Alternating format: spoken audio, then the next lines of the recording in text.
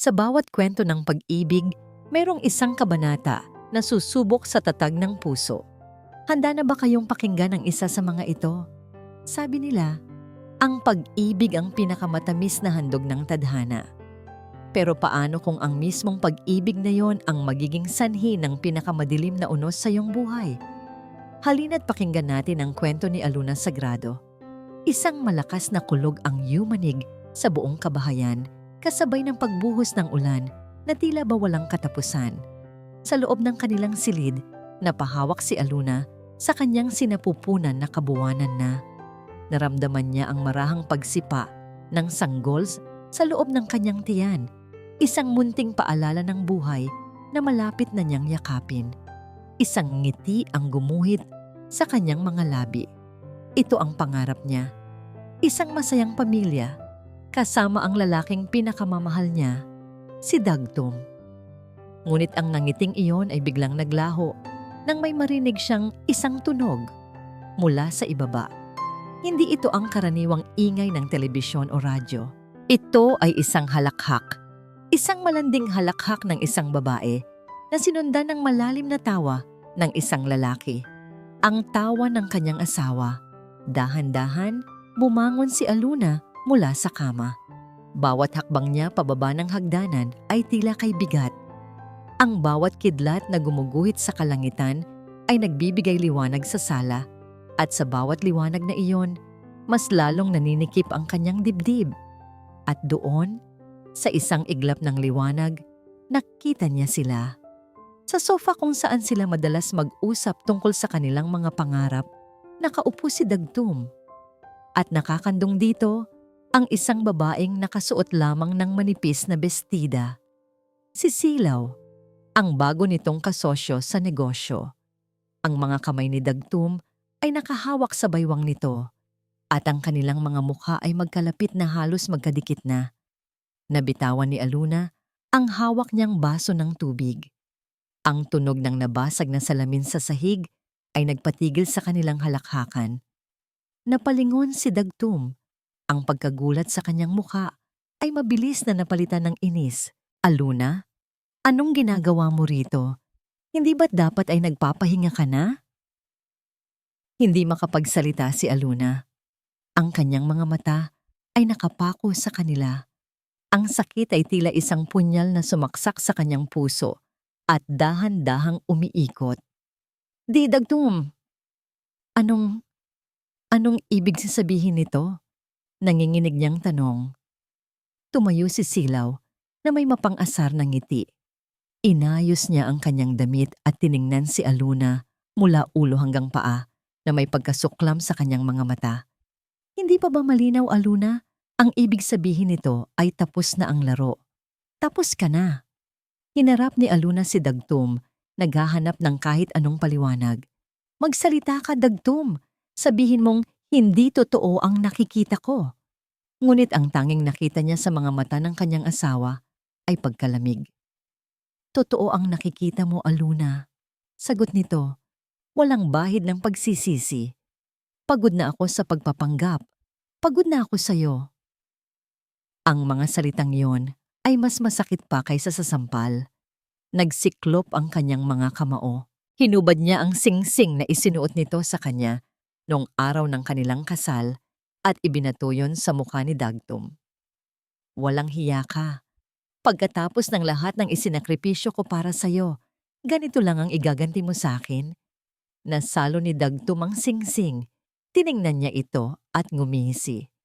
Sakripisyo? Aluna, kailanman ay hindi kita minahal. Pinakasalan lang kita dahil sa lupang ipapamana sa'yo ng tatay mo. Ngayong malapit ko nang makuha iyon, hindi na kita kailangan. Gumuho ang mundo ni Aluna. Ang bawat salita ay lason na kumakalat sa kanyang buong pagkatao. Sa gitna ng kanyang paghihinagpis, nakita niya ang kanyang ina, si Gunita, na nakatayo sa may pintuan ng kusina, tahimik na nanonood. Inay! Sigaw niya. Tumakbo palapit dito na parang isang batang naghahanap ng kanlungan. Inay! Tulungan niyo po ako. Tingnan niyo po ang ginagawa ni Dagtum. Hinawakan niya ang mga braso ng ina Umaasang yayakapin siya nito, aaluin, at ipagtatanggol. Ngunit si Gunita ay hindi kumibo. Umiwas ito ng tingin. Ang kanyang mukha ay kasing lamig ng gabing iyon. Walang salitang lumabas sa bibig nito. Walang emosyon, walang pagdamay. Iyon ang sandaling tuluyang nadurog si Aluna. Ang pananahimik ng kanyang ina ay mas matalas pa sa anumang talim. Ito ang tunay na pagtataksil. Wala ka nang mapapala rito, Aluna, sabi ni Dagtum, na ngayon ay papalapit sa kanya. Hinawakan nito ng mahigpit ang kanyang braso. Umalis ka na. Hindi. Bahay ko to. Hindi ako aalis. Pagpupumiglas niya, ngunit wala siyang lakas laban dito. Hindi mo na ito bahay, sigaw ni Dagtum. Kinaladkad niya si Aluna patungo sa pinto. Binuksan niya ito at itinulak siya palabas sa gitna ng rumaragasang ulan. Bumagsak si Aluna sa basang lupa, sa putikan. Ang malamig na ulan ay humahalo sa kanyang mga luhang walang tigil sa pag-agos. Tiningnan niya ang nakasarang pinto. Sa loob, naiwan ang lahat ng kanyang pangarap. Sa labas, kasama niya ang unos na sumasalamin sa unos na nagaganap sa kanyang puso. Sinubukan niyang bumangon, ngunit bigla siyang nakaramdam ng isang matinding kirot sa kanyang tiyan. Napahawak siya roon, napasigaw sa sakit. Ang kirot ay paulit-ulit, mas matindi sa bawat sandali. Hindi maari, hindi ngayon. Nanginginig, napatingin siya sa madilim na kalangitan, ang kanyang anak, ang kanyang sinag. Ang anak ko, hirap niyang bulong, habang ang isa pang alon ng sakit ay bumalot sa kanyang buong katawan. Nag-iisa, sa gitna ng bagyo. Ang kanyang sanggol ay malapit ng isilang, sa gitna ng pinakamalakas na unos. Doon madalas matatagpuan ang hindi inaasahang pag-asa. Ngunit para kay Aluna, ang pag-asang ito ay kailangan niyang ipaglaban. Kahit pa ang kapalit nito ay ang kanyang sariling buhay. Ang bawat patak ng ulan ay tila karayom na tumutusok sa kanyang balat. Ang bawat paghilab ng kanyang tiyan ay isang paalala ng kanyang kahabag-habag na kalagayan, nakahandusay sa putikan, nanginginig sa ginawat sakit. Tanging ang panalangin na lamang ang kanyang kinakapitan. Panalangin para sa munting anghel sa kanyang sinapupunan. Nang akala niya ay iyon na ang kanyang katapusan, isang pares ng ilaw ang tumambad sa kanyang paningin. Isang tricycle na dahan-dahang huminto sa kanyang tapat. Bumaba ang isang matandang driver, baka sa mukha nito ang pagkataranta. Ineng, Diyos ko, anong nangyari sa'yo? Sabi ng lalaki. Agad na inalis ang kanyang kapote at ipinantakip kay Aluna. Titulong! Hirap na bulong ni Aluna. Manganganak na. Po ako. Hindi na nagdalawang isip ang mabuting mama. Maingat siyang inalalayan nito papasok sa tricycle. Kumapit ka, Ineng. Dadalhin kita sa pinakamalapit na health center. Ang maikling biyahe ay tila isang walang hanggang paglalakbay sa impyerno para kay Aluna. Bawat lubak sa kalsada ay nagdudulot ng matinding kirot. Ngunit sa bawat pag-iri, hindi ang sakit ng panganganak ang kanyang iniisip, kundi ang sakit ng kataksilan. Sa bawat paghilab, kasabay nitong inilalabas ang lahat ng galit, pait, at pagdurusang idinulot ni Dagtum at ng sarili niyang ina. Sa wakas, narating nila ang isang maliit na tramite ng bayan. Sa tulong ng isang nurse at isang komadrona, sa gitna ng limitadong kagamitan at sa saliw ng malakas na ulan sa labas, ipinaglaban ni Aluna ang buhay nilang mag-ina. Pagod, duguan, at halos wala ng lakas. Ngunit nang marinig niya ang unang iyak ng kanyang sanggol, lahat ng sakit ay tila naglaho. Isang malusog na batang lalaki. Perpekto. Inilapag ng nurse ang sanggol sa kanyang dibdib. Habang pinagmamasdan ni Aluna ang munting mukha na yon, ang mga luhang kanina'y puno ng pait ay napalitan ng luha ng dalisay na pagmamahal. Sa gitna ng kadiliman ng gabing iyon, isang munting ilaw ang isinilang. Sinag! Bulong niya sa kanyang anak. Ikaw ang aking sinag, ang liwanag sa gitna ng aking kadiliman. Nang magkaroon ng pagkakataon, hiniram ni Aluna ang telepono ng nurse. Iisang tao lamang ang nasa isip niya na maaari niyang pagkatiwalaan. Nanginginig ang kanyang mga kamay habang pinipindot ang mga numero. Sa ikatlong ring, isang pamilyar na boses ang sumagot. Hello? Yayaya Ginhawa, humihikbing sabi ni Aluna. Aluna? Anak, nasaan ka? Kanina pa kita tinatawagan, hindi ka sumasagot. Nag-aalala ako. Doon na tuluyang bumuhos ang lahat ng emosyon ni Aluna. Yaya? Si Dagtum. Pinalayas niya ako. Nanganak na po ako, Yaya. Isang sandali ng katahimikan ang namayani. Bago nagsalita muli si Yaya Ginhawa, ang boses nito ay matatag at puno ng determinasyon. Huwag kang aalis dyan. Sabihin mo sa akin kung nasaan ka. Pupuntahan kita. Nandito lang si Yaya. Hinding-hindi ka na mag-iisa. At gaya ng kanyang ipinangako, dumating si Yaya Ginhawa. Ang kanyang pagdating ay tila isang mainit na yakap sa nanlalamig na kaluluwa ni Aluna. Dala niya ang mga damit, pagkain at higit sa lahat, ang kalinga na hindi na ibigay ng sarili niyang ina. Hayop ang Dagtum na yon at ang iyong ina. Hindi ko maintindihan.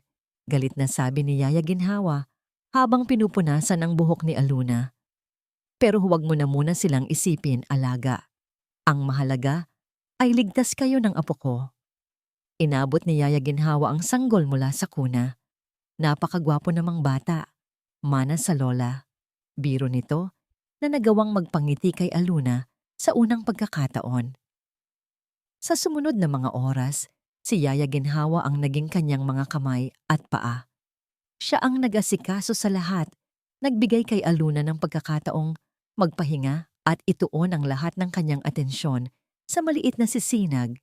Kinagabihan, habang mahimbing na natutulog si Sinag sa kanyang mga bisig, pinagmasdan ni Aluna ang inosenteng mukha nito. Wala itong kamuwang-muwang sa kalupitan ng mundo na kanyang kinagisnan. Wala itong kasalanan, ngunit ito ang unang biktima ng kasakiman ng sarili nitong ama. Isang pamilyar na galit ang muling umusbong sa puso ni Aluna. Ngunit ngayon, hindi na ito ang galit ng isang talunang biktima. Ito ay ang galit ng isang ina, isang leona na handang gawin ang lahat para protektahan ang kanyang anak. Hinaplos niya ang malambot na pisngi ni Sinag. Hindi, mariin niyang bulong sa sarili. Hinding-hindi ko hahayaang maranasan mo ang sakit na dinanas ko. Hindi ka lalaking walang ama, anak. Bubuhayin kita ng marangal. Babangon ako para sa'yo. At lahat ng nanakit sa atin, pagbabayarin ko sila. Sa sandaling iyon, ang babaeng itinapon sa gitna ng bagyo ay nagsimulang mamatay. At sa kanyang lugar, isang bagong Aluna ang isinisilang, isang babaeng hinubog ng sakit, pinalakas ng pagmamahal ng isang ina, at handang harapin ang anumang hamon. Ngunit hindi niya alam na ang unang hamon ay mas malapit kaysa sa kanyang inaakala. Pumasok si Yaya Ginhawa sa silid. Ang mukha nito ay balot ng pag-aalala. Aluna, anak. Panimula nito, may masama akong balita. Narinig ko sa munisipyo kanina habang inaayos ko ang birth certificate ni Sinag. Napatingin si Aluna, biglang kinabahan. Ano po iyon, Yaya? Huminga ng malalim si Yaya Ginhawa bago ibinagsak ang balitang muling yayanig sa mundo ni Aluna. Sinimulan na ni Dagtum ang proseso para ibenta ang lupang pamana sa iyo ng iyong ama. Ang bawat laban ay nagsisimula sa isang hakbang. Para kay Aluna, ang unang hakbang na yon ay ang pinakamabigat. Isang hakbang patungo sa isang mundong hindi niya kabisado, kung saan ang tanging sandata niya ay ang katotohanan at ang pagmamahal para sa kanyang anak. Ang amoy ng lumang papel at ang ingay ng mga taong nag-aantay ay sumalubong kina Aluna at Yaya Ginhawa pagpasok nila sa Registry of Deeds ng probinsya. Mahigpit ang hawak ni Aluna sa mga dokumento ng lupa, habang sa kabilang braso ay mahimbing na natutulog si Sinag na tila walang kamalay-malay sa bigat ng kanilang pinagdadaanan. Pagkatapos ng halos 1 oras na pagpila, sa wakas ay narating nila ang counter. Isang mataray na empleyado ang sumalubong sa kanila, hindi man lang sila tinitingnan habang inaayos ang mga papel sa kanyang lamesa. Ano po yon? Walang ganang tanong nito. Magandang umaga po. Magalang na sabi ni Aluna. Gusto ko lang pong i-verify ang status ng isang property. At para na rin po sana, ipablock ang anumang transaksyon dito. Ito po ang mga papeles. Halos hindi tiningnan ng babae ang mga dokumentong inabot ni Aluna. Nasaan ang special power of attorney mula sa asawa mo? O kaya court order? Hindi ka pwedeng basta-basta magpa-block ng bentahan, miss. Pero ako po ang may-ari ng lupa. Pamana po yan sa akin ng tatay ko. Paliwanag ni Aluna. Ramdam ang panginginig sa kanyang boses. Tinaasan siya ng kilay ng empleyado. Nakalagay dito, kasal kayo. Conjugal property yan. Kailangan ng pirma ng asawa mo. Abay, anong klaseng serbisyo ito? Hindi na napigilan ni Yaya Ginhawa. Hindi mo ba nakikita ang sitwasyon ng alaga ko? Kaaanak lang niya. At pinalaya siya ng walang kwentang asawa niya na siya mismong nagbebenta ng lupa. Tiningnan sila ng babae na may halong pagkainis at pagdududa. Wala akong pakialam sa drama ninyo. Sumunod kayo sa proseso. Kung wala kayong maipapakitang court order, umalis na kayo sa linya at nag-aaksaya lang kayo ng oras. Para siyang binuhusan ng malamig na tubig. Ang tapang na inipon niya kanina ay unti-unting naglaho. Napalitan ng pamilyar na pakiramdam ng kawalan ng pag-asa. Napayuko si Aluna, nahihiya sa mga tingin ng mga taong nakarinig sa usapan. Pakiramdam niya ay napakaliit niya. Isang basahan na walang kalaban-laban sa sistema. Hayaan mo na, Yaya. Tara na po. Bulong niya, hihilahin na sana palayo si Yaya Ginhawa. Sandali lang. Isang malalim at may awtoridad na boses ang pumutol sa kanila. Napalingon si Aluna, isang matangkad na lalaki, nakasuot ng eleganteng business suit, ang nakatayo sa likuran nila. Ang kanyang presensya ay tila nagpatigil sa lahat ng ingay sa paligid. At nang magtama ang kanilang mga mata, biglang bumilis ang tibok ng puso ni Aluna. Pamilyar ang mukha na yon. Ang lalaki ay tila nagulat din. Tinitigan siya nito ng ilang segundo mula sa kanyang simpleng damit, sa pagod niyang mukha hanggang sa sanggol na dala niya. Isang kislap ng pagkilala ang dumaan sa mga mata nito. Aluna, tawag nito sa kanyang pangalan. May halong pag-aalangan at pagtataka. Aluna Sagrado? Ikaw nga. Natulala si Aluna. Bibantugan? Siya nga. Si Bantugan Del Mar, ang dati niyang kaklase sa high school. Ang tahimik pero pinakamatalinong lalaki sa kanilang batch na ngayon ay halatang isa ng matagumpay na tao. Ang huling taong inaasahan niyang makikita sa ganitong kalagayan niya. Anong ginagawa mo dito? Tanong ni Bantugan. Ang kanyang tingin ay lumipat mula kay Aluna patungo sa masungit na empleyado na ngayon ay biglang naging magalang. May problema ba, Miss Sagrado? Bago pa man makasagot si Aluna, inunahan na siya ni Yaya Ginhawa.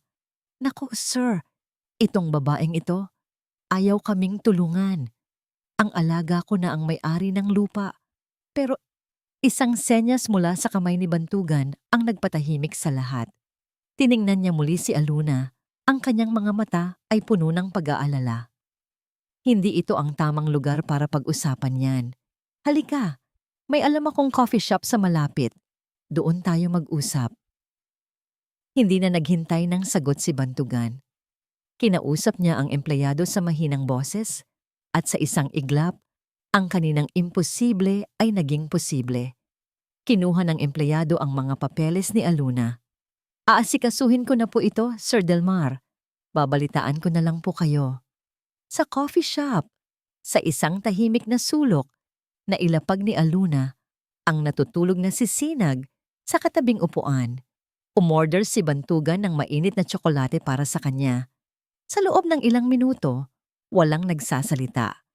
Tanging ang tunog ng paghahalo ng kutsara sa tasa ang maririnig.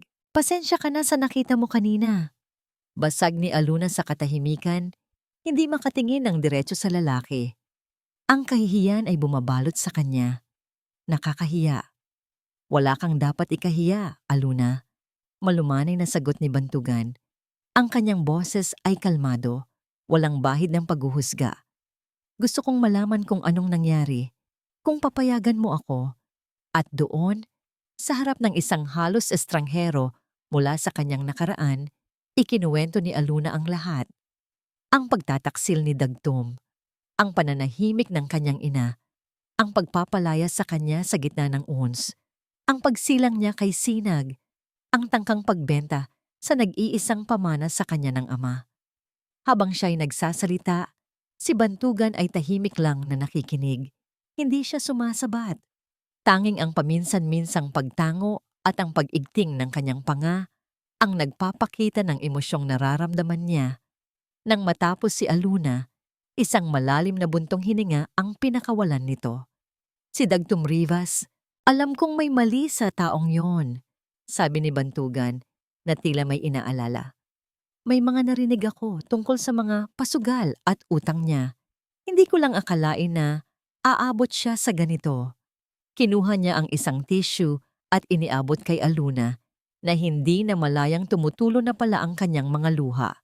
Tahan na. Ang mahalaga, ligtas kayo ng anak mo.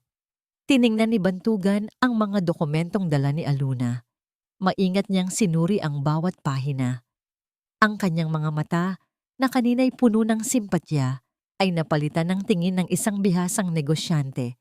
Kung pamana ito sa'yo bago ka pa man ikasal, may laban ka, Aluna.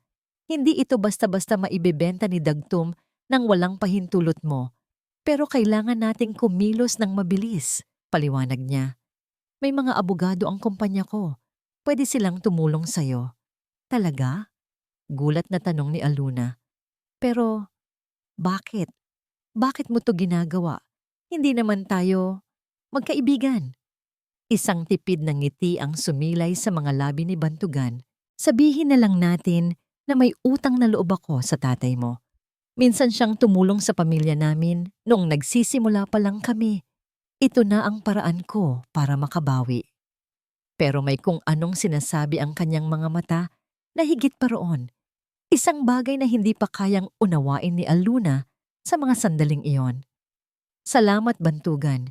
Hindi ko alam kung paano kita pasasalamatan.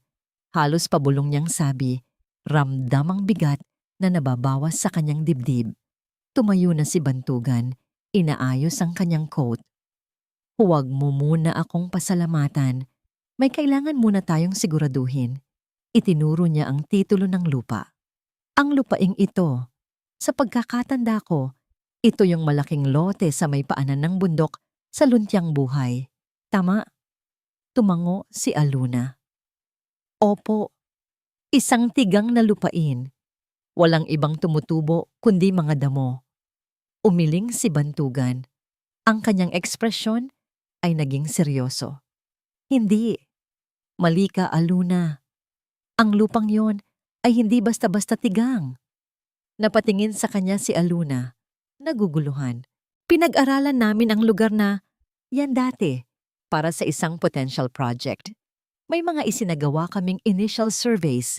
Hindi namin itinuloy dahil may iba kaming naging prioridad. Huminto siya sandali. Tila nag-iisip kung paano sasabihin ang susunod. Aluna? Sabi niya. At ang kanyang boses ay puno ng kasiguraduhan. Ang lupa mo, hindi ito simple. May isang bagay na napaka-espesyal tungkol dito. Habang ang isang puso ay nagluluksa, mayroon namang dalawang pusong nagdiriwang. Sa mundo ng mga sakim, ang tagumpay ay matamis lamang kung ito'y itinayo sa pagkasira ng iba. At para kina Dagtum at Silaw, ang tagumpay ay abot kamay na nila. Ang tawa ni Silaw ay kumalat sa buong penthouse unit. kasing kinang ng mga ilaw ng syudad na tanaw mula sa malaking bintana. Itinaas niya ang kanyang kopita ng alak, isinandal ang ulo sa balikat ni Dagtum na prenteng nakaupo sa mamahaling leather sofa. Isang tagay para sa ating bagong simula, mahal ko, malanding sabi ni Silaw, at isang paalam sa hangal na si Aluna. Nagtagay sila. Ngumisi si Dagtum, hinigpitan ang yakap sa baywang ng babae. Simula pa lang ito, kapag napasa atin na ang lupang iyon, Silaw, hindi mo na kailangang mag-alala pa sa kahit ano. Nai-imagine ko na nga, sagot ni Silaw, ang mga matay nagniningning sa ambisyon. Isang state-of-the-art manufacturing plant at sa tabi nito, isang exclusive wellness spa. Ang Montes Cosmetics ay hindi lang babangon, Dagtum. Magiging numero 1 tayo sa buong Asya. At si Aluna, may pangaasar na tanong ni Dagtum. Saan na kaya siya pupulutin ngayon? Siguro'y umiiyak sa kung saang iskinita kasama ang bastardo niyang anak. Isang malamig na ngiti ang gumuhit sa labi ni Silaw. Huwag mo na siyang isipin. Isa na lamang siyang masamang panaginip. Ang mahalaga ay ang hinaharap, ang ating hinaharap. Sa gitna ng kanilang pagdiriwang, tumunog ang telepono ni Silaw. Nakita niya ang pangalan sa screen at agad na sinagot ito. Ang kanyang boses ay biglang naging seryoso at puno ng respeto. Dad? Yes, tumawag na ako. Opo, everything is going according to plan. Nakinig siya sandali at ang kanyang noo ay bahagyang kumunot. Yes, Dad, I know. Humihingi na naman ng extension ng mga bangko. Just give me a little more time. Malapit na. This is our only hope. I won't fail you. Ibinaba niya ang telepono at ang kaninang saya ay napalitan ng pagkainip. Ang tatay mo? Tanong ni Dagtum. Sino pa ba? Sagot ni Silaw. Kailangan na nating makuha ang lupang yon, Dagtum. Agad-agad. Bawat araw na lumilipas ay palubog ng palubog ang pamilya ko. Ang bukal na nasa lupaing iyon na lang ang tanging makapagliligtas sa amin. Tumayo si Dagtum at naglakad patungo sa bintana. Tinitingnan ang syudad sa ibaba na parang isang haring nagmamasid sa kanyang kaharian. Huwag kang mag-alala. Naayos ko na ang lahat. Ang abogado ko na ang gumagawa ng paraan para mapabilis ang bentahan. At si Aluna, wala na siyang magagawa. Paano ka nakakasiguro? Humarap si Dagtum. Mayroong isang mapanganib na kislap sa kanyang mga mata. Dahil hawak ko sa leeg ang ina niya, kinuha niya ang kanyang telepono at idinial ang isang numero. Ang ngiti sa kanyang muka ay nawala, napalitan ng isang malamig at mapagbanta na ekspresyon. Hello, Inay, sabi niya sa kabilang linya. Ang pagtawag niya ng Inay ay puno ng sarkasmo. Kumusta na kayo? Sana naman ay mahimbing ang tulog ninyo. Dahil ako, hindi. Nakinig siya sandali. Huwag ka nang umiyak. Wala nang maitutulong yan. Tumawag lang ako para ipaalala sa iyo ang usapan natin. Kailangan mong manahimik. Walang nakakaalam. Walang dapat makaalam. Isipin mo na lang ang kahihiyan kapag nalaman ng lahat ang nangyari noon. Pagpapatuloy niya, ang bawat salita ay tila isang lason. Ayaw nating may makahalungkat na mga bagay na matagal nang nakabaon, hindi ba? Kaya gawin mo lang ang sinabi ko. Kapag may nagtanong, sabihin mong sumama sa ibang lalaki ang anak mo. Sabihin mong wala kang alam. Malinaw? Pagkatapos ng ilang sandali ng pananahimik, ibinaba niya ang tawag. Isang ngiti ng tagumpay ang muling gumuhit sa kanyang mga labi. See? Walang problema.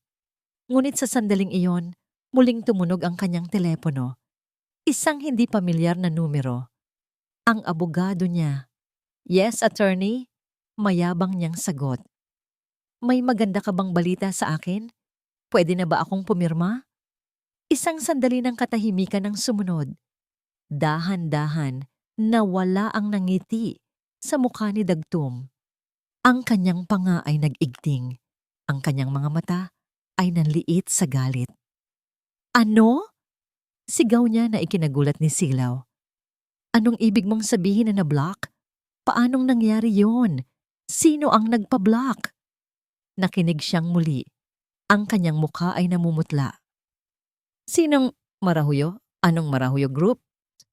Napatingin sa kanya si Silaw.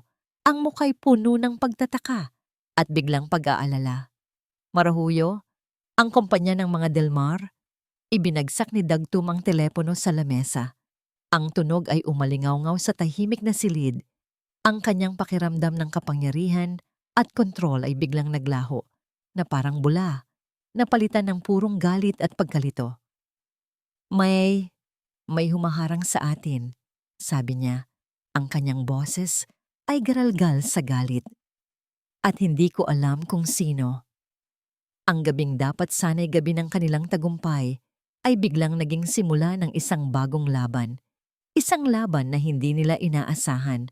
Laban sa isang kalabang hindi nila kilala. Ngunit halatang mas makapangyarihan kaysa sa kanila. Sabi nila, may mga kayamanang hindi basta-basta nakikita ng mga mata. Minsan, ito'y nakatago sa ilalim ng lupa. Nag-aantay lamang ng tamang panahon at tamang tao upang ito'y matuklasan. Para kay Aluna, ang lupang minana niya ay hindi lang isang piraso ng ari-arian. Ito pala ang susi sa kanyang muling pagbangon. Ilang araw ang lumipas. Sa ilalim ng tirik na araw, nakatayo si Aluna sa gitna ng lupain ng kanyang ama. Karga-karga ang natutulog na si Sinag. Sa paligid niya ay isang grupo ng mga taong hindi niya kilala. Mga inhinyero, mga hiyologo, lahat ay mga tauhan ni Bantugan. May dala silang mga kakaibang kagamitan, kumukuha ng mga sample ng lupa at nagsusukat sa bawat sulok ng property. Pinagmasdan ni Aluna ang paligid. Ang tigang na lupa, ang mga tuyong damo.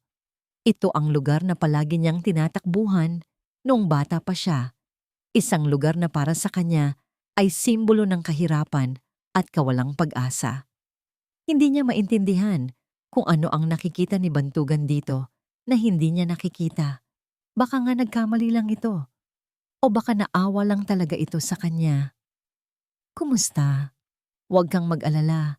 Malapit na silang matapos, sabi ni Bantugan na lumapit sa kanya. May dalang isang botelya ng malamig na tubig. Salamat, sagot ni Aluna. Pero Bantugan, sigurado ka ba rito?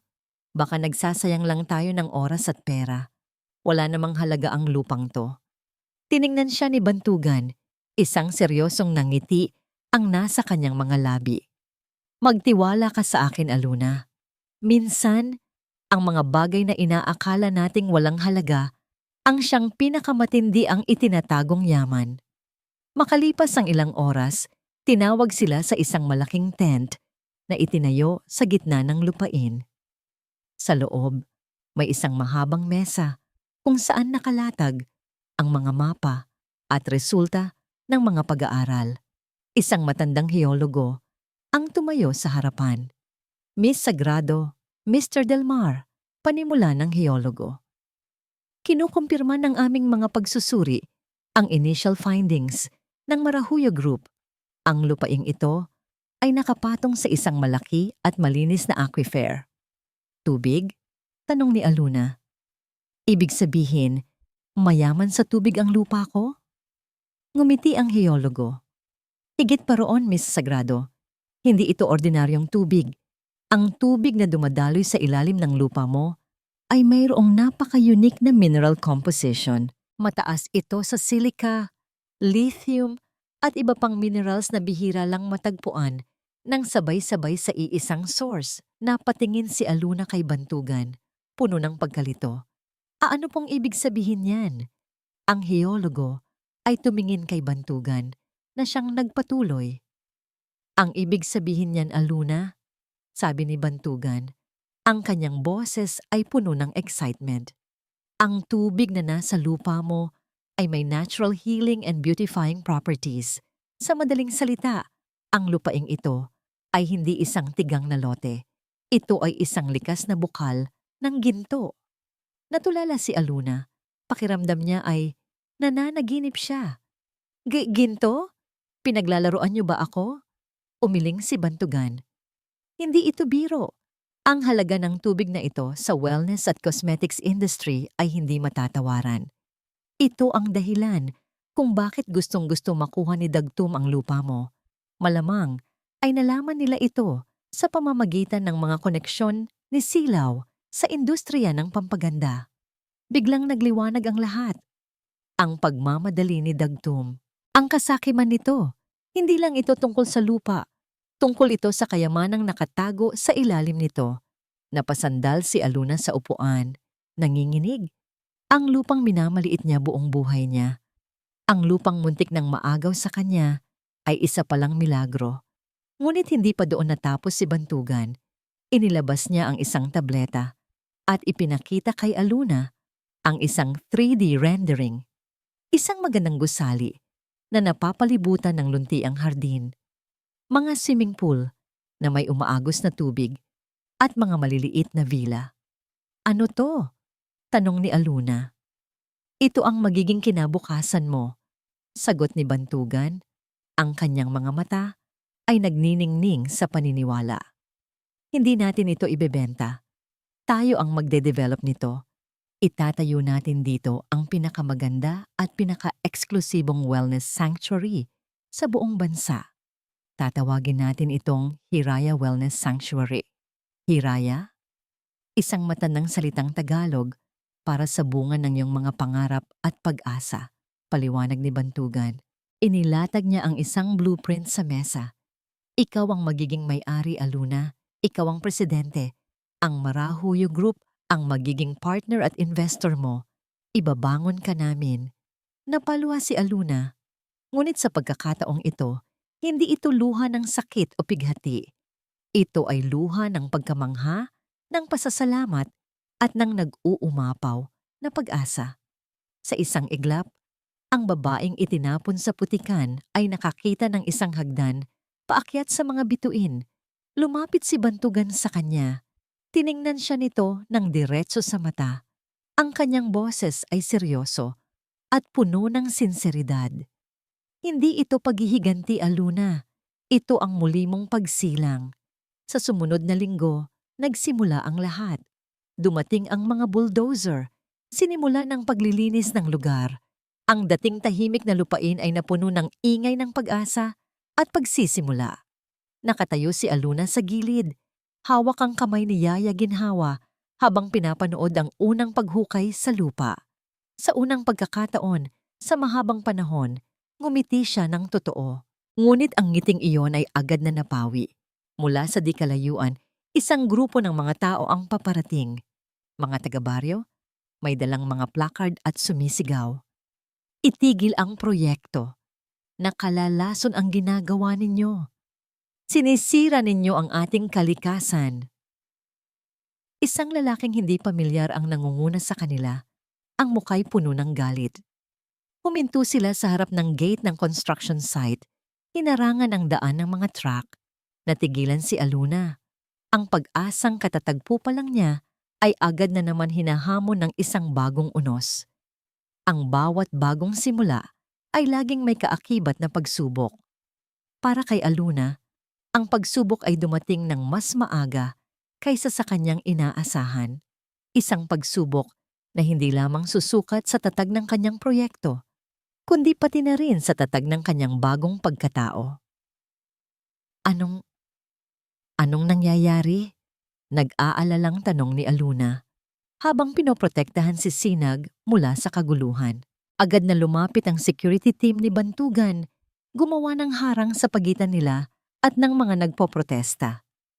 Si Bantugan, na kanina'y kasama ang mga inhinyero, ay mabilis na lumapit kay Aluna. Ang kanyang mukha'y kalmado, ngunit alerto. Dito ka lang, sabi niya kay Aluna. Hayaan mo akong kausapin sila. Ngunit habang papalapit si Bantugan sa mga tao, lalo lamang silang nag-ingay. Ang lalaking leader ng grupo ay sumigaw sa pamamagitan ng isang megapono. Hindi kami aalis dito hanggat hindi ninyo itinitigil ang proyektong ito. Galing sa Maynila, dadayuhin ninyo ang aming tahimik na bayan para lamang sirain ito. Para lasunin ang aming mga ilog, hindi kami papayag. Nag-init ang ulo ni Yaya Ginhawa. Mga walang utang na loob, ang proyektong ito ang magbibigay ng trabaho sa inyo. At si Aluna ay taga rito rin. Hindi siya dayo, ngunit ang mga salita niya ay nalunod sa ingay. Nakita ni Aluna ang pagkalito at galit sa mukha ng kanyang mga kababayan. Ito ang mga taong nakasama niya sa paglaki. Ngayon, tinitingnan siya ng mga ito na parang isang kaaway. Ramdam niya ang kamandag sa likod ng mga sigaw na yon. Isang kamandag na alam niyang hindi natural na umusbong. Lumapit si Bantugan sa leader. Maaari po ba nating pag-usapan ito ng maayos? Ano po ang basihan ng inyong mga akusasyon? Huwag ka nang magmaang-maangan, sagot ng lalaki. Alam naming gagamit kayo ng mga kemikal para hukayin ang lupa. Masisira ang aming mga pananim, mamamatay ang aming mga hayop. Hindi po yan totoo, mahinahong sagot ni Bantugan. Ang proyekto ay dumaan sa lahat ng environmental clearances. Wala kaming gagamiting mapanganib na chemical. Ngunit sarado ang isip ng mga tao. Ang kanilang mga takot ay pinalaki ng mga kasinungalingang ibinulong sa kanila. Habang nagpapatuloy ang mainit na sagutan, may isang private investigator na lumapit kay Bantugan at may ibinulong. Tumango si Bantugan at ang kanyang tingin ay bumaling kay Aluna. Lumapit siya pabalik. Gaya ng inaasahan ko, sabi ni Bantugan sa mahinang boses para sila lang ang makarinig. Ang lalaking leader ng protesta, si Mang Berto, ay kamag-anak ng isa sa mga driver ni Dagtum. Binayaran sila para gawin ito. Isang pamilyar na galit ang kumulo sa dibdib ni Aluna. Kahit wala na si Dagtum, ang anino nito ay patuloy pa ring humahabol sa kanya. Gusto niyang sumigaw, umiyak at sumuko. Ngunit nang mapatingin siya kay Sinag na mahimbing na natutulog sa kanyang mga bisig, isang bagong determinasyon ang pumalit sa takot. Hindi na siya magpapatalo. Ako ang haharap sa kanila, mariin niyang sabi. Aluna, delikado. Pigil ni Bantugan. Hindi. Bantugan, mga kababayan ko sila. Kilala nila ako. Kilala nila ang pamilya ko. Sabi niya, ang kanyang boses ay nanginginig ngunit puno ng desisyon. Kung may isang taong dapat kumausap sa kanila, ako yon. Hindi bilang isang may-ari ng korporasyon, kundi bilang si Aluna, ang anak ni Mang Lito, na lumaki sa bayang ito. Nag-aalangan man ay tumango si Bantugan. Sige, pero nasa likod mo lang kami. Huminga ng malalim si Aluna.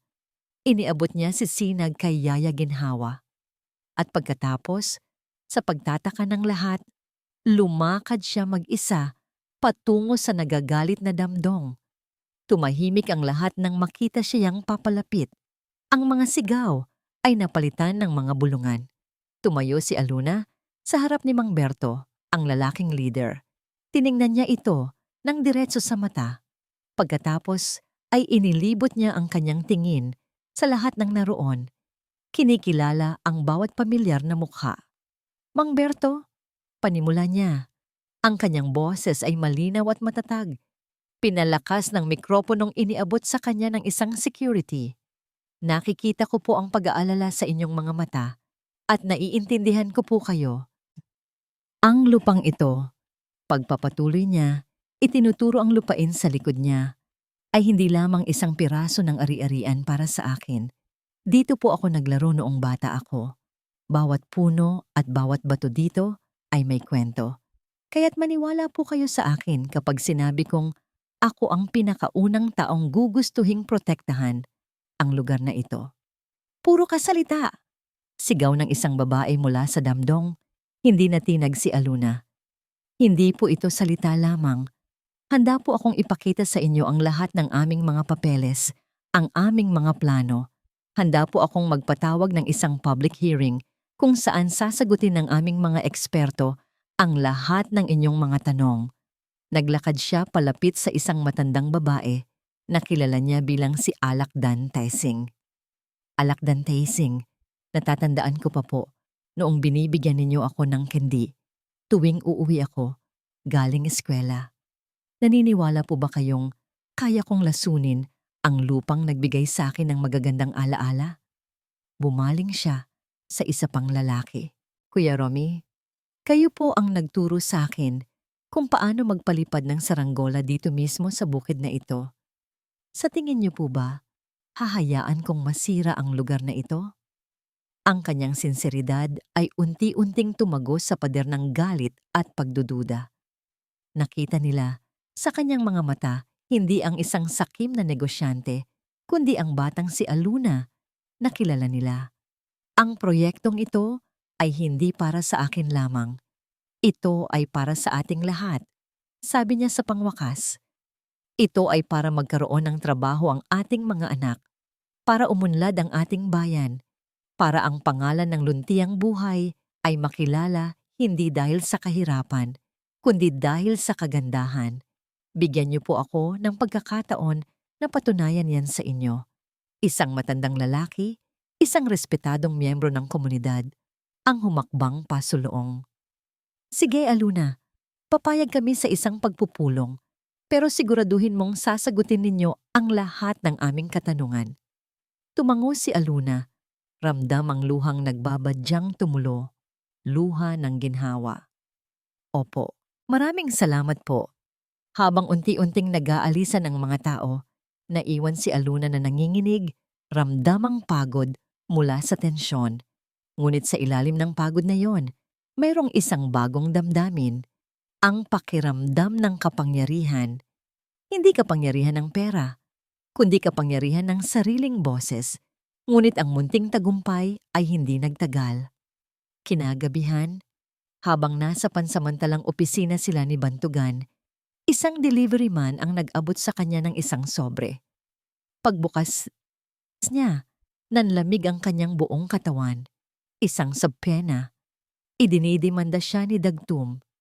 Kino-question nito ang kanyang pagiging ina at hinihiling ang kustodya kay Sinag na may kasamang request para sa isang DNA test.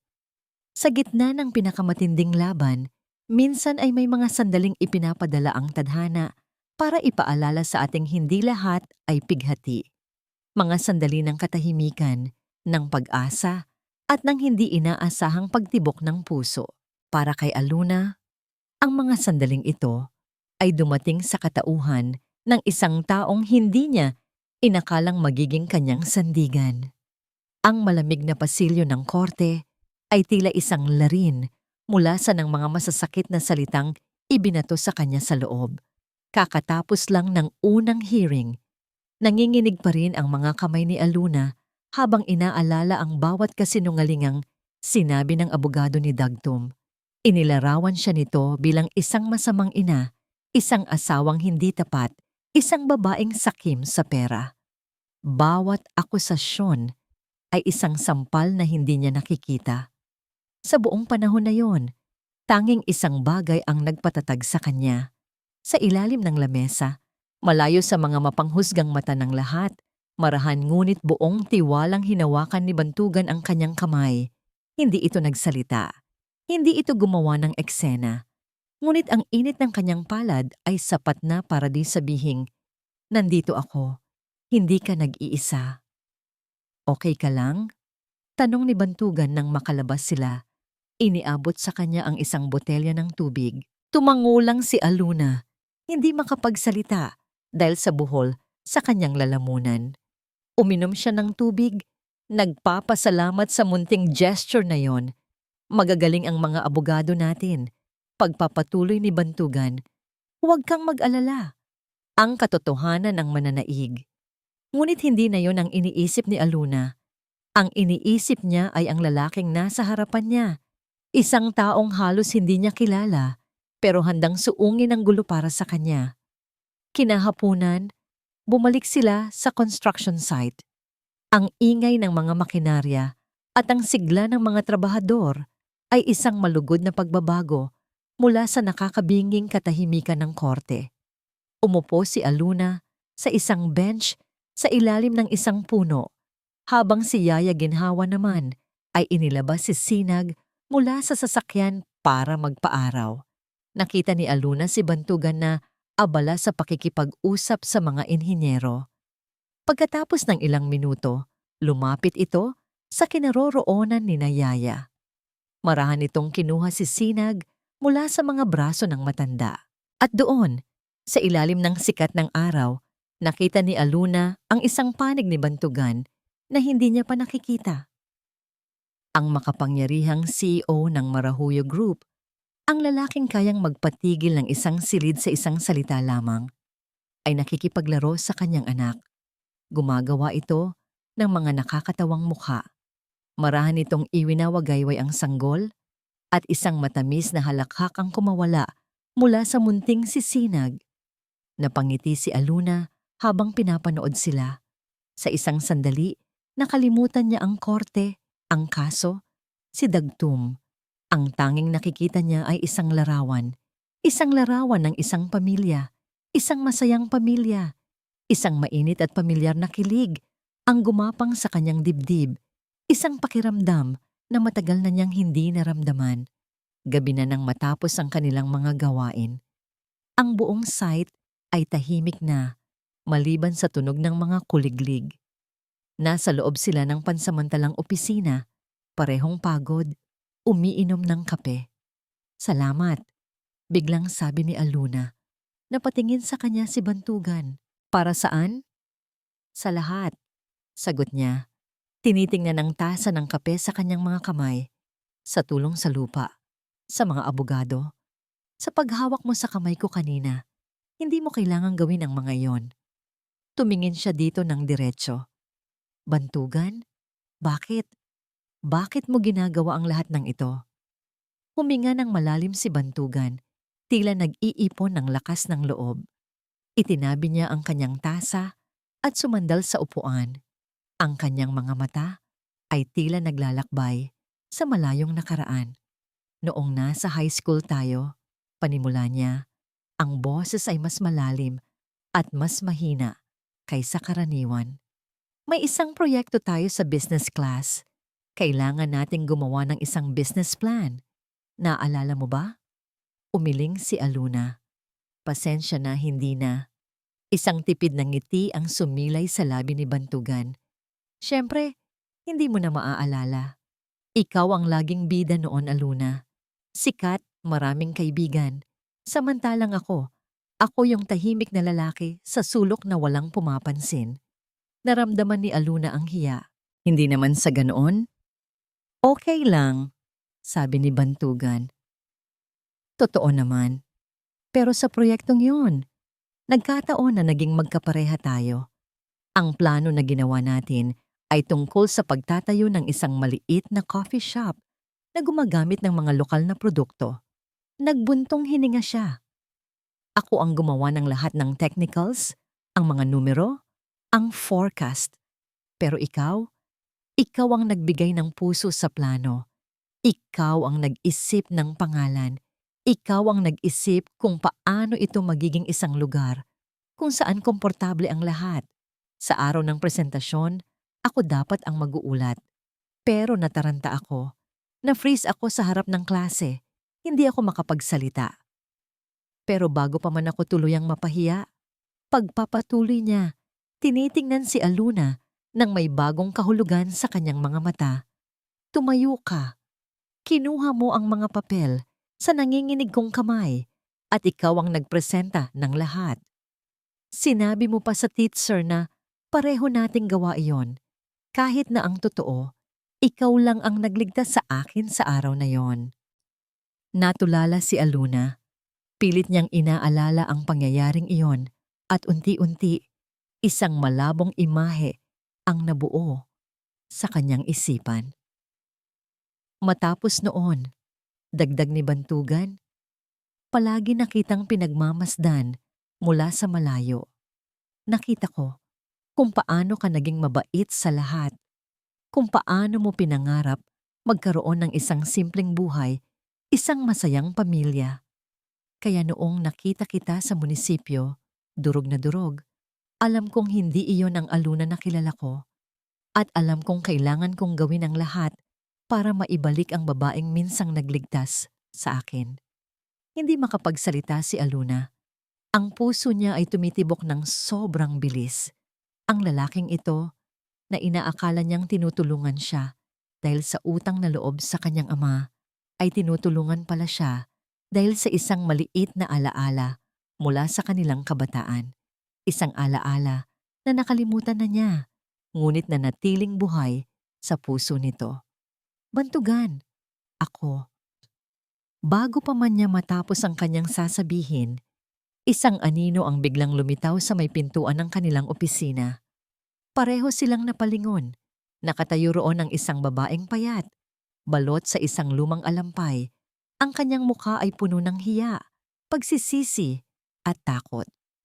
Ang kanyang mga mata ay namumugto sa kaiiyak. Inay, gulat na bulong ni Aluna. Si Gunita, ang kanyang ina, ay humakbang papasok sa liwanag. Nanginginig ang mga kamay. Aluna, anak. Humihikbing sabi nito. Patawarin mo ako. May kailangan kang malaman. May mga sikretong ibinabaon sa lupa. Hindi para itago, kundi para hintayin ang tamang panahong hukayin. Ngunit ang paghuhukay sa katotohanan ay madalas masakit, lalo na kung ang matutuklasan ay isang sugat na matagal nang tinakpan. Napatayo si Aluna sa pagkabigla. Ang babaeng nasa harapan niya ay ang kanyang ina, ngunit tila anino na lamang ito ng dati niyang nakilala. Ang dating pagka-arogante sa tindig nito ay wala na, napalitan ng isang pagkayukod na dala ng kahihiyan at pagod. Anong ginagawa niyo rito? Malamig na tanong ni Aluna. Ang sakit ng pagtataksil ay sariwa pa rin sa kanyang puso. Nagbigay ng espasyo si Bantugan. Tahimik na tumayo sa isang sulok, nagpapakita ng respeto sa pribadong sandali ng mag-ina, ngunit nananatiling malapit kung sakaling kailanganin siya. Hindi sumagot si Gunita. Sa halip, dahan-dahan itong lumuhod sa sahig. Ang kanyang mga tuhod ay tumama sa sementadong sahig na may mahinang kalabog. Doon, sa paanan ng sarili niyang anak, humagulgol siya nang walang tigil. Patawarin mo ako, anak. Patawarin mo si inay. Paulit-ulit niyang sabi sa gitna ng kanyang mga hikbi. Ang tanawing iyon ay tila isang punyal na lalong bumaon sa puso ni Aluna. Ang galit niya ay nagsimulang makipaglaban sa isang damdaming hindi niya inaasahan. Awa. Tumayo po kayo, inay. Nakakahiya. Hindi. Umiling si Gunita. Ito ang nararapat sa akin. Hahayaan mo lang akong magpaliwanag, Aluna. Pagkatapos, kahit hindi mo na ako kilalanin bilang ina, tatanggapin ko. Huminga siya ng malalim. At sa nanginginig na boses, sinimulan niyang ilahad ang sikretong sumira sa kanilang mga buhay. Maraming taon na ang nakalipas. Bago pa man dumating ang tatay mo sa buhay ko, panimula niya. May nangyari. Isang gabi, umuwi ako galing sa trabaho. Pagod na pagod. Madilim ang kalsada. May bigla na lang tumawid. Isang bata. Hindi ko sinasadya, Aluna. Nabundol ko siya. Nanlaki ang mga mata ni Aluna sa gulat. Nataranta ako. Pagpapatuloy ni Gunita, ang mga salita ay tila hirap na hirap lumabas. Sa halip na huminto at tumulong, tinakbuhan ko siya. Iniwan ko siya doon. Nalaman ko na lang kinabukasan na namatay ang bata. Napatakip ng bibig si Aluna, hindi makapaniwala sa naririnig. Walang nakakaalam. Walang nakakita. Itinago ko ang sikretong yon sa loob ng maraming taon. Ngunit si Dagto, hindi ko alam kung paano. Nalaman niya. Isang araw, ipinakita niya sa akin ang mga lumang police report. Mayroon pala siyang kamag-anak na investigador na nakatago ng kopya. Simula noon, hawak na niya ako sa leeg. Ang lahat ng tanong sa isip ni Aluna ay unti-unting nasasagot. Ang pananahimik ng kanyang ina, ang pagtalikod nito sa kanya, hindi yun dahil sa kasakiman, iyon ay dahil sa takot. Pinagbantaan niya ako, Aluna. Humihikbing sabi ni Gunita. Sinabi niyang kapag hindi ako sumunod sa gusto niya, kapag hindi ko siya tinulungang makuha ang lupa mo, ilalabas niya ang lahat. Makukulong daw ako. Masisira ang buhay ko. Natakot ako, anak. Sobrang natakot ako. Ang galit sa puso ni Aluna ay dahan-dahang natutunaw, napapalitan ng isang nakakapangilabot na pag-unawa. Ang kanyang ina ay hindi isang kontrabida. Isa rin pala itong biktima, naipit sa isang bitag na perpektong inilatag ni Dagtum. Tumayo si Aluna at marahang itinayo ang kanyang ina. Sa unang pagkakataon, niyakap niya ito. Isang yakap na mahigpit, isang yakap na nagsasabing, naririnig kita. Hindi ko po mapapangakong mapapatawad ko kayo agad, inay. Mahinang sabi ni Aluna. Pero, naiintindihan ko na po.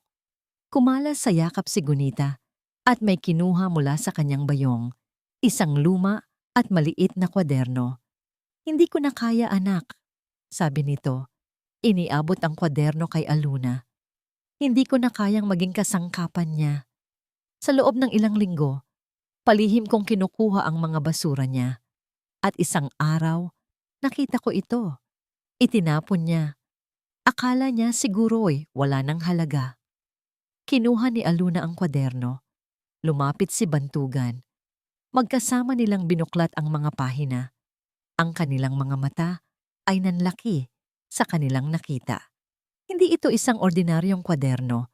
Ito ay isang ledger. Nakasulat dito ang lahat ng utang ni Dagtum sa sugal. Ang mga pangalan ng pinagkakautangan niya.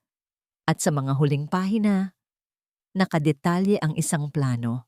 Nakasulat doon ang pangalan ni Silao Montes, ang tungkol sa bukal sa ilalim ng lupa. May mga kalkulasyon kung magkano ang kikitain nila kapag nakuha ang lupa. At ang pinakanakakakilabot sa lahat, may isang entry na may petsa bago pa man sila ikasal ni Aluna. Nakasulat, kailangan kong mapakasalan si Aluna Sagrado. Ang lupa niya ang sagot sa lahat ng problema ko. Lahat ay planado, mula sa simula. Ang pag-ibig na inakala niyang totoo ay isa lamang palang transaksyon sa negosyo. Isinara ni Aluna ang kwaderno. Ang awa na naramdaman niya para sa ina ay napalitan ng isang bagong klase ng galit. Isang malamig, tahimik, at nakamamatay na galit. Ito na ang huling patak. Tumingin siya kay Bantugan. Ang kanyang mga mata ay nag-aapoy sa determinasyon. Gagamitin natin ito, sabi niya. Ang kanyang boses ay matatag at walang bahid ng pag-aalinlangan. Gagamitin natin ito para durugin siya. Ngunit hindi niya alam na habang hawak niya ang sandata laban kay Dagtum, ang kanyang kalaban ay naghahanda na rin ng sarili nitong pasabog. Isang pasabog na hindi ang kanyang ari-arian ng target, kundi ang kanyang pagkatao. Sa isang digmaan, hindi lahat ng sandata ay nakikita. Ang pinakamakamandag na armas ay madalas hindi yari sa bakal, kundi sa mga salitang pinakakawalan para sirain hindi ang katawan, kundi ang kaluluwa. At para kay Dagtum, ngayong dehado na siya, oras na para gamitin ang kanyang pinakamaruming sandata. Kinaumagahan, gumising si Aluna na may kakaibang pakiramdam ng kapangyarihan. Sa unang pagkakataon, pakiramdam niya ay hawak na niya ang alas. Ang ledger ni Dagtum, ang magiging susi para matapos na ang lahat. Ngunit ang pakiramdam na yon ay hindi nagtagal. Habang nagkakape sila ni Yaya Ginhawa, walang tigil sa pag-vibrate ang kanyang telepono. Mga tawag mula sa hindi kilalang numero. Mga text messages na puno ng galit at panghuhusga. Anong nangyayari? Nagtatakang tanong niya. Binuksan ni Yaya Ginhawa ang maliit na telebisyon sa kanilang tinutuluyang bahay. At doon, sa isang morning news program, nakita nila ang kanilang mga sarili, ang kanilang mga mukha, at ang mukha ni Dagtum. Nakaupo si Dagtum sa tabi ng isang sikat na talk show host. Ang kanyang mukha ay puno ng pekeng pighati. Umiiyak siya. Hindi ko na po sana ito ilalabas sa publiko, sabi ni Dagtum sa gitna ng kanyang mga hikbi. Pero ginagawa ko po ito para sa aking anak. Ang gusto ko lang naman ay maging isang ama sa kanya. Pagkatapos ay ipinakita sa screen ang isang serye ng mga litrato. Mga litratong kinunan nung masaya pa sila ni Aluna. Mga larawan nila sa beach, magkayakap, nagtatawanan. Ngunit ang mga larawang ito ay may kasamang bagong kwento. Minahal ko po si Aluna ng buong buo, sabi ni Dagtum. Ibinigay ko ang lahat sa kanya, ngunit nagbago ang lahat nang pumasok sa eksena ang lalaking yon, si Bantugan Del Mar. Kasunod na ipinakita ang isang litrato ni Aluna at Bantugan na magkasama sa labas ng korte. Isang litratong kinunan sa anggulong mukha silang nagbubulungan at napakalapit sa isa't isa. Matagal na po nila akong niloloko, pagpapatuloy ni Dagtum. At ngayon, gusto nilang kunin ang lahat sa akin, ang aking ari-arian, ang aking negosyo, at ang pinakamasakit sa lahat, ang aking anak. Nanlamig ang buong katawan ni Aluna. Hindi siya makagalaw, hindi siya makahinga. Ang mga kasinungalingan ay tuloy-tuloy. Bawat isa ay mas masakit kaysa sa nauna. Sa isang iglap, siya ang biktima, ang ginawang kontrabida. Ang balita ay kumalat na parang apoy. Sa loob lamang ng ilang oras, ang pangalan ni Aluna Sagrado ay nasa lahat ng social media. Siya ang gold digger. Siya ang adulterous wife. Ang Hiraya Wellness Sanctuary ay naging simbolo ng kanyang kasakiman. Ang kwento ng kanyang pagpapalaya sa gitna ng bagyo ay nabura. Napalitan ng isang kwentong mas madaling paniwalaan ng publiko. Isang kwento ng isang mayaman at makapangyarihang lalaki na inagaw ang asawa ng iba. Nagsimulang tumawag ang mga telepono sa opisina ng Marahuyo Group. Ang stock market na sensitibo sa mga iskandalo ay nag-react. Ang presyo ng shares ng Marahuyo ay nagsimulang bumagsak. Sa construction site, ang sigla ng mga nakaraang araw ay napalitan ng isang mabigat na katahimikan. Dumating ang isang tawag mula sa isa sa kanilang mga pangunahing investor. Mr. Del Mar, sabi ng boses sa kabilang linya. I'm sorry. This is bad for our image. We're pulling out. Isa-isang sumunod ang iba. Ang mga bangko na nangako ng pautang ay biglang nag-aatubili. Ang proyektong pinangarap ni Aluna, ang simbolo ng kanyang muling pagsilang, ay unti-unting gumuho sa kanyang harapan. Nakatayo si Aluna sa loob ng kanyang pansamantalang opisina. Nakatingin sa labas ng bintana. Sa malayo, nakikita niya ang ilang reporter na nag-aabang sa may gate. Pakiramdam niya ay nasusukol siya. Ang kahihiyan ay isang laso na dahan-dahang pumapatay sa kanyang kaluluwa. Pumasok si Bantugan, baka sa mukha nito ang pagod at stress, ngunit pilit pa ring ngumingiti para sa kanya. Huwag mong intindihin ang mga yan. Malalagpasan din natin to. Pero sa pagkakataong ito, hindi na tumalab ang kanyang mga salita. Umiling si Aluna. Ang kanyang mga mata ay walang buhay. Paano? Tanong niya. Ang boses ay basag. Paano, Bantugan? Ubos na ang pera. Ayaw na ng mga investor. Ang pangalan ko, ang pangalan mo, sira na. Tapos na ang lahat. Hindi pa tapos ang lahat. Tapos na. Sigaw ni Aluna. Sa unang pagkakataon ay ibinuhos ang lahat ng kanyang sama ng loob sa kanya. Siguro nga tama sila. Siguro nga malas lang talaga ako. Siguro dapat na lang akong sumuko. Naupo siya sa sahig, sa gitna ng mga blueprint at mga plano. Yumuko siya, at doon, sa gitna ng mga guhit ng kanyang pangarap, umiyak siya ng umiyak. Isang iyak ng kabiguan, isang iyak ng pagod, isang iyak ng isang taong pakiramdam ay nawala na ang lahat. Tinitigan siya ni Bantugan. Ang puso niya'y nadudurog para sa kanya. Ito ang pinakamatinding pagsubok. Ang sandali kung saan ang isang tao ay susuko na lang o pipiliing lumaban pa sa huling pagkakataon. Lumuhod siya sa harap ni Aluna. Hindi niya ito niyakap, hindi niya ito inalo. Sa halip, hinawakan niya ang baba nito at marahang itinaas para magkatinginan sila. Hindi, mariin niyang sabi. Ang kanyang mga mata ay nag-aalab sa isang klase ng determinasyon na hindi pa nakikita ni Aluna.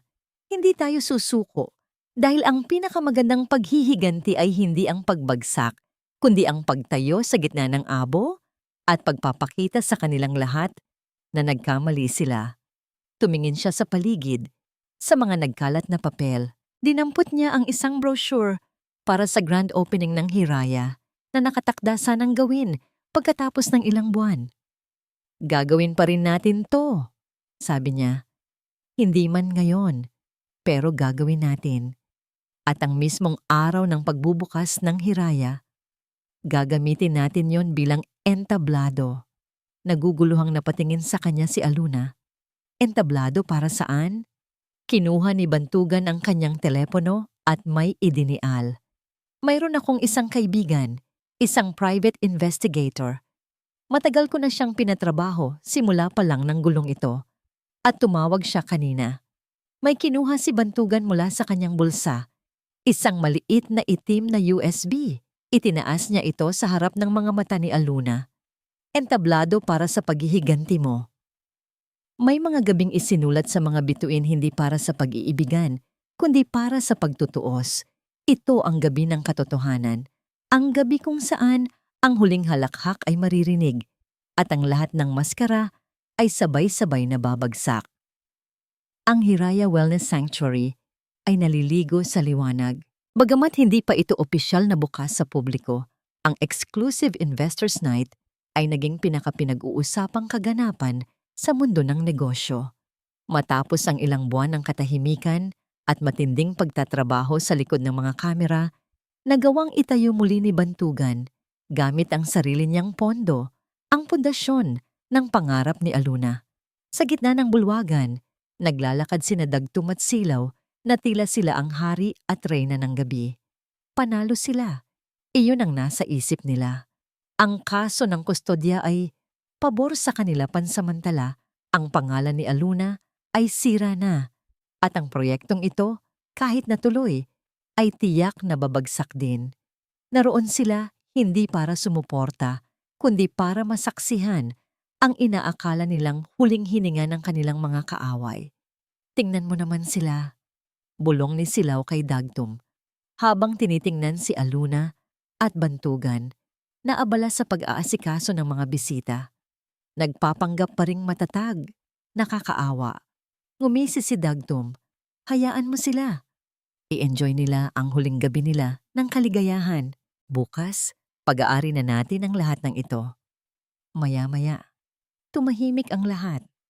Ang mga ilaw ay bahagyang dumilim at isang spotlight ang tumutok sa entablado. Pumanhik si Aluna. Suot ang isang simple ngunit eleganteng puting bestida. Ang kanyang buhok ay nakapusod at sa kanyang mukha ay walang bakas ng kaba o takot. Tanging kalmadong determinasyon. Ang babaeng itinapon sa putikan ay isa na ngayong reyna na naglalakad patungo sa kanyang trono. Magandang gabi po sa inyong lahat. Panimula niya, ang kanyang boses ay malinaw at matatag. Umalingaw-ngaw sa buong bulwagan. Maraming salamat po sa inyong pagdalo sa gabing ito. Ang Hiraya Wellness Sanctuary ay hindi lamang isang gusali. Ito ay isang pangarap ng muling pagsilang. Nagpatuloy siya sa pagsasalita tungkol sa konsepto ng Hiraya, sa mga benepisyo nito sa komunidad. Ngunit habang siya'y nagsasalita, ang malaking screen sa likod niya na dapat sana'y magpapakita ng mga larawan ng sanctuary ay nanatiling itim. Marahil, marami po sa inyo ang nakarinig ng mga kwento tungkol sa akin sa mga nakaraang buwan, sabi niya. At ang kanyang tono ay biglang nagbago. Naging personal. Mga kwento ng pagtataksil, ng kasakiman. Ngayong gabi, nais kong linawin ang lahat. Pero sa halip na gamitin ang sarili kong mga salita, hahayaan kong ang katotohanan mismo ang magsalita. Sa isang senyas niya, Ang itim na screen ay biglang nagliwanag. Ngunit hindi ito mga larawan ng Hiraya. Ang unang lumabas ay isang audio recording na may kasamang transcript sa screen. Isang boses ng lalaki, arogante at malinaw. Boses ni Dagtum. "Huwag kang mag-alala," sabi ng boses. "Ang tangang yon, si Aluna, wala siyang kaalam-alam. Akala niya, mahal ko siya. Ang hindi niya alam, ang lupa lang niya ang habol ko. Iyon ang utos sa akin ni Silaw at ng pamilya niya." Isang kolektibong paghinga ng pagkagulat ang maririnig mula sa mga manonood. Si Dagtum at Silaw, na kanina'y nakangiti, ay biglang natigilan. Nanlaki ang kanilang mga mata at ang kulay ay unti-unting nawala sa kanilang mga mukha. Hindi pa doon natapos. Ang sumunod na lumabas sa screen ay isang video. Isang video ni Gunita, nakuha sa isang tahimik na silid. Umiiyak siya, ngunit buo ang kanyang loob. "Pinagbantaan niya po ako," sabi ni Gunita sa video. "Ginamit niya ang isang sikreto sa aking nakaraan para pilitin akong manahimik habang sinasaktan niya ang sarili kong anak. Patawarin ninyo ako." Ang bulungan sa bulwagan ay lalong lumakas. Ang lahat ng mga mata ay nakatutok na ngayon kina Dagtum at Silaw na tila gusto ng lamunin ng lupa sa kahihiyan. At para sa huling pasabog, ipinakita sa screen ang mga pahina mula sa ledger ni Dagtum. Ang kanyang mga utang sa sugal, ang kanyang detalyadong plano para lokohin si Aluna. Bawat salita, bawat numero ay isang ebidensyang hindi maikakaila. Nang matapos ang presentasyon, isang nakabibinging katahimikan ang bumalot sa buong lugar. Binasag ni Aluna ang katahimikan. Ang kanyang boses, ngayon, ay may bigat ng hustisya. "Ang lalaking yan," sabi niya, at sa unang pagkakataon, itinuro niya si Dagtum. Ang lalaking yan ay hindi lamang sinungaling. Hindi lamang siya isang manloloko. Siya ay isang kriminal na nagtangkang kunin ang ari-arian ko. At sa proseso, winasak ang aking pamilya at dinungisan ang aking pagkatao. Sa hudyat na yon, bumukas ang mga pinto ng bulwagan. Pumasok ang ilang pulis. Dire-diretsyong naglakad patungo sa kinaroroonan nina Dagtum at Silaw. "Dagtum Rivas, Silaw Montes, inaaresto kayo sa salang conspiracy to commit fraud at pamimeke ng mga dokumento," sabi ng hepe ng pulisya. Nagwala si Dagtum. "Hindi! Isang bitag to! Kasinungalingan ang lahat ng yan." Ngunit wala nang naniwala sa kanya. Habang isinusaut sa kanya ang posas, napatingin siya kay Aluna na nakatayo pa rin sa entablado, matayog at hindi natitinag. Ang kanilang mga mata ay nagtagpo sa huling pagkakataon. Walang sinabi si Aluna, ngunit ang kanyang mga mata ang nagsalita para di sa kanya. "Ito ay para sa lahat ng sakit na idinulot mo," sabi ng kanyang mga mata. "Ito ay para sa akin, at higit sa lahat, ito ay para sa anak ko." Habang inilalabas ng mga pulis ang nagwawalang si Dagtum at ang umiiyak na si Silaw, ang mga bisita ay nagsimulang magpalakpakan. Isang palakpakang nagsimula ng mahina hanggang sa ito'y lumakas at umalingaw-ngaw sa buong Hiraya. Sa gitna ng kaguluhan at tagumpay, hinanap ng mga mata ni Aluna si Bantugan. Nakita niya ito sa gilid ng entablado, nakangiti sa kanya, isang ngiti ng paghanga at pagmamalaki. Ngunit bago pa man siya makababa para puntahan ito, isang figura ang nahahagip ng kanyang paningin sa may bandang likuran, malapit sa exit. Ang kanyang ina, si Gunita. Nakatayo ito roon, tahimik na nanonood, ang mga luhay umaagos sa kanyang mga pisngi. Nang magtama ang kanilang mga mata, marahan itong tumango kay Aluna, bago dahan-dahang tumalikod at naglakad palayo na wala sa dilim. Pagkatapos ng pinakamalakas na bagyo, dumarating ang pinakatahimik na umaga. Ang mga sugat ay hindi naghihilom sa isang gabi, ngunit sa bawat pagsikat ng araw, may bagong pagkakataon para magsimulang muli. At para kay Aluna, ang umaga ng kanyang bagong buhay ay nagsimula na. Ilang linggo ang lumipas, ang pangalan nina, Dagtum at Silaw, ay naging laman ng bawat balita. Sa telebisyon, ipinakita ang pagdeklara ng bangkarota ng Montes Cosmetics. Sunod-sunod na kaso ang isinampa laban sa kanila, hindi lamang mula kay Aluna, kundi mula rin sa iba pang mga taong naloko nila sa kanilang mga desperadong pagtatangka na isalba ang kanilang kumpanya. Ang kanilang pagbagsak ay kasing bilis at kasing ingay ng kanilang marangyang pamumuhay. Nasa maliit na bahay na tinutuluyan niya si Aluna, karga si Sinag habang pinapanood ang balita. Ngunit hindi saya o paghihiganti ang kanyang naramdaman. Tanging isang malalim na pakiramdam ng pagtatapos. Kinuha niya ang remote at pinatay ang telebisyon. Ayaw na niyang marinig pa ang kanilang mga pangalan. Sila ay parte na ng isang kabanatang isinaranan niya. Ngunit may isa pang sugat na kailangan niyang gamutin. Isang sugat na mas malalim at mas komplikado. Isang hapon, nagtungo si Aluna sa luma at maliit na simbahan sa bayan. Doon, gaya ng inaasahan niya, natagpuan niya ang kanyang ina. Nakaluhod si Gunita sa harap ng altar. Nag-iisa, tahimik na nagdarasal habang nagsisindi ng kandila. Ang kanyang likod ay nakayukod. Tila pinapasan ang bigat ng buong mundo.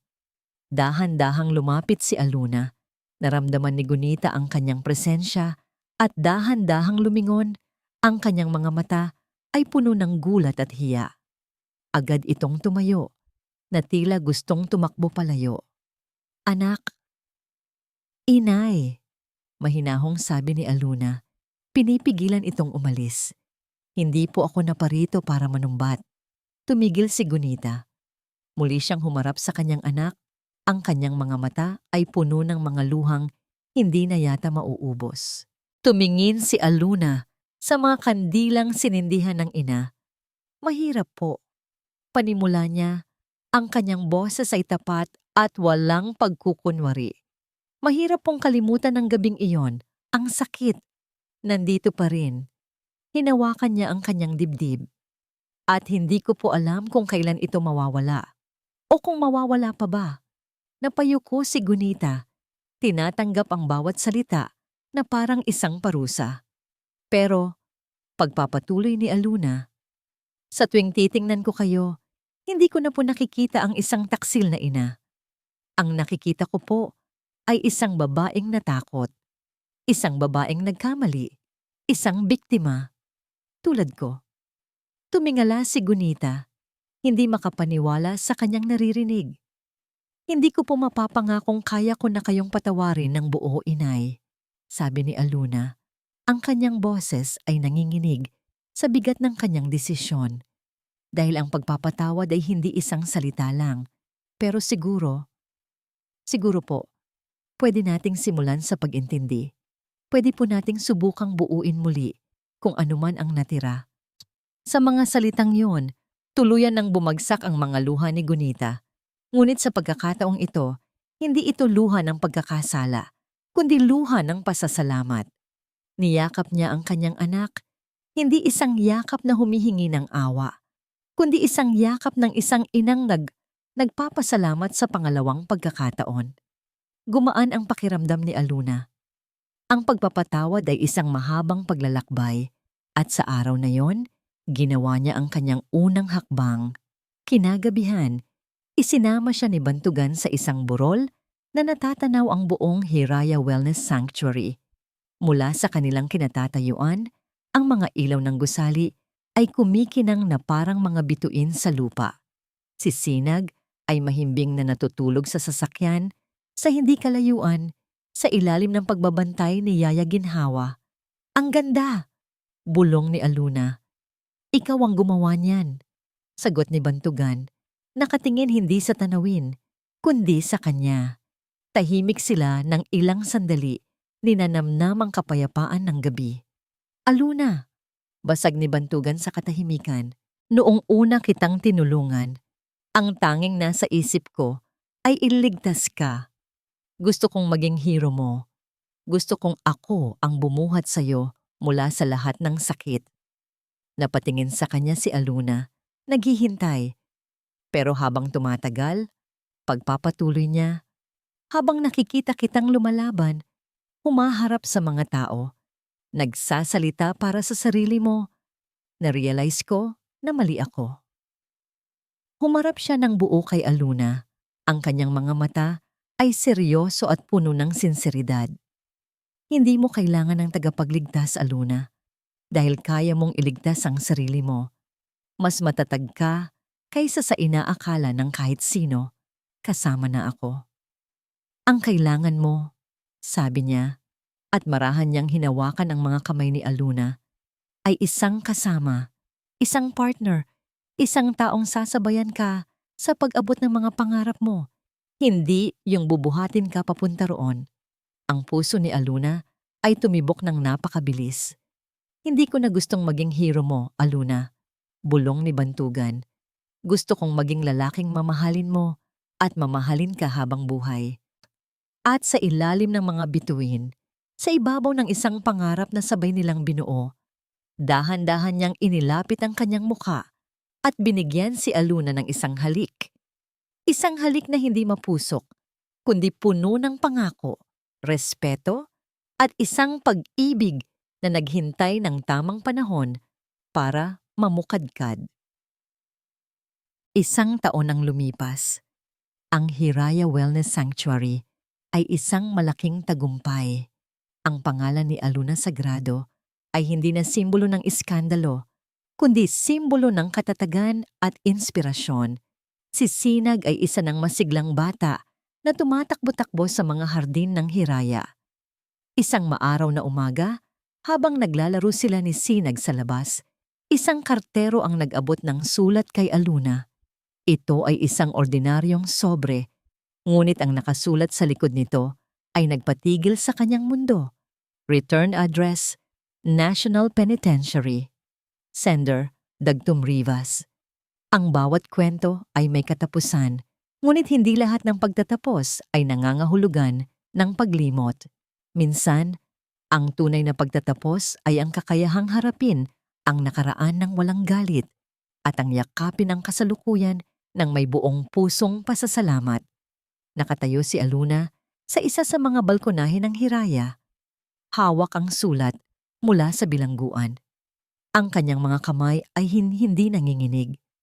Ang kanyang puso ay kalmado. Ang takot na dating iniuugnay niya sa pangalan ni Dagtum ay matagal nang naglaho, napalitan ng isang mapayapang katahimikan. Tiningnan niya ang kanyang anak, si Sinag, na masayang naghahabulan ng mga paru-paro sa hardin kasama si Yaya Ginhawa. Ang tawa nito ay ang pinakamagandang musika sa kanyang pandinig. Sa di kalayuan, papalapit si Bantugan. May dalang 2 tasa ng mainit na kape. Nginitian siya ni Bantugan. Sulat? Tanong nito. Napansin ang hawak niya. Tumango si Aluna. Galing sa kanya. Hindi nagbago ang ekspresyon ni Bantugan. Walang selos, walang galit, tanging pag-unawa at pagtitiwala. Babasahin mo ba? Tumingin muli si Aluna sa sulat. Dahan-dahan, binuksan niya ito. Ang sulat kamay ni Dagtum ay magulo, tila isinulat ng nanginginig. Ang mga salita ay puno ng pagsisisi. Humihingi ito ng tawad, hindi para sa pagmamahal na ipinagkait nito, kundi para sa sakit na idinulot nito. Isinulat nito kung paano sa loob ng kulungan, sa gitna ng katahimikan at pag-iisa, unti-unti nitong na-realize ang lahat ng kanyang pagkakamali. Sinabi niyang hindi siya humihingi na balikan siya, o kahit nakausapin man lang. Ang tanging hiling niya ay balang araw, kapag handa na si Aluna, ay masabi nito kay Sinag na minsan, nagkaroon ito ng isang amang labis na nagkamali. Pagkatapos basahin ang sulat, hindi umiyak si Aluna. Hindi rin siya ngumiti. Itinupin niya lamang ito ng maayos. Lumapit si Bantugan at tumabi sa kanya. Iniabot ang tasa ng kape. Anong nararamdaman mo? Huminga ng malalim si Aluna. Nilalanghap ang sariwang hangin ng umaga. Wala, sagot niya. At sa salitang iyon, naramdaman niya ang bigat na tuluyang nawala sa kanyang dibdib. Wala na. Walang galit. Walang sakit. Tanging pagtanggap na lang. Naglakad sila patungo sa isang maliit na talyasi na may nagbabagang uling ginagamit para sa aromatherapy sa hardin. Walang salita. Iniabot ni Aluna ang sulat sa apoy. Pinanood nilang mag-asawa kung paano dahan-dahang nilamon ng apoy ang papel, kung paano naging abo ang mga salita ng nakaraan. Ang usok na umakyat sa langit ay tila isang huling paalam. Isang senyales na ang kaluluwa ni Aluna ay tunay ng malaya. "Mama!" sigaw ni Sinag. Tumatakbo papalapit sa kanila. Hawak ang isang bulaklak na pinitas nito. "Para sa'yo." Lumuhod si Aluna at niyakap ang kanyang anak. "Salamat, mahal ko. Ang ganda naman nito." Tumayo siya, hawak sa isang kamay ang bulaklak mula sa kanyang anak at sa kabilang kamay, ang kamay ng lalaking nagturo sa kanya kung paano magmahal muli. Magkahawak kamay silang tatlo na naglakad sa gitna ng hardin ng Hiraya. Pinanood nila ang paglubog ng araw na nagbibigay kulay sa kalangitan ng rosas at kahel. Ang buong santuwaryo na itinayo mula sa abo ng kanyang pagkasira ay naliligo ngayon sa ginintuang liwanag. Tumingin si Aluna kay Bantugan na nakangiti sa kanya. Hinaplos nito ang kanyang pisngi at hinalikan siya sa noo. Si Sinag naman ay yumakap sa kanyang mga binti, ang ulo'y nakasandal sa kanyang tiyan. Sa sandaling iyon, naramdaman ni Aluna ang isang kaligayahang hindi niya kailanman inakalang posible. Isang kaligayahang buo. Isang kaligayahang hindi nakasandal sa paghihiganti o sa pagpapatunay sa iba, kundi sa pagmamahal sa sarili, sa pamilya, at sa kapayapaang natagpuan niya mula sa loob. Ang babaeng minsang itinapon sa gitna ng unos ay hindi na lang basta nakatayo. Siya na mismo ang payapang sikat ng araw pagkatapos ng bagyo. At dito po nagtatapos ang kwento ni Aluna, isang kwento ng sakit, pagbangon at pag-ibig. Ang pinakamahalagang aral na iniiwan sa atin ng kanyang paglalakbay ay ito: ang tunay na lakas ay hindi nasusukat sa kung paano tayo umiiwas na madapa, kundi sa kung paano tayo bumabangon sa bawat pagkakataon. At ang tunay na pag-ibig, ang wagas na pag-ibig, ay darating lamang kapag natutunan na nating buuin at mahalin muna ang ating mga sarili. Ang kapatawaran ay hindi para sa taong nakasakit sa atin, kundi para sa ating sariling kapayapaan. Maraming salamat po sa inyong walang sawang pagsubaybay sa kwento ni Aluna, Bantugan, at ng munting si Sinag. Sana po ay may napulot kayong aral at inspirasyon sa kanilang paglalakbay. Ang inyong mga komento at reaksyon ay napakahalaga po sa amin. Nais naming malaman kung anong uri ng kwento ang gusto ninyong marinig sa susunod. Kwento ba ng pag-iibig na may halong kababalaghan? O isang kwento ng pamilyang susubukin ng panahon?